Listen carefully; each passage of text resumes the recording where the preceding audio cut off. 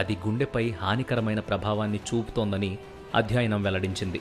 ఇలాంటి శబ్దాల వల్ల గుండెపోటు, బ్రెయిన్ స్ట్రోక్ మరియు రక్తం గడ్డకట్టడం వంటి ప్రమాదాలు జరగడానికి అవకాశాలు ఎక్కువ ఉంటాయి.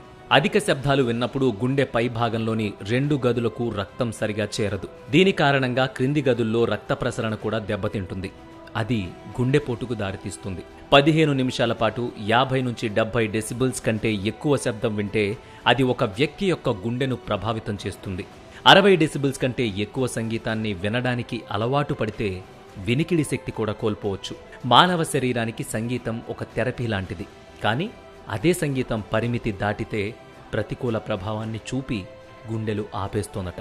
వినోదం కోసం సంగీతం వినడం తప్పు కాదు, కానీ ఆ వినోదం ఖరీదు ఒక మనిషి ప్రాణం కాకుండా చూసుకోవడం అందరి బాధ్యత. అందుకే ఈ ముఖ్యమైన సమాచారాన్ని ప్రతి ఒక్కరికి షేర్ చేయండి.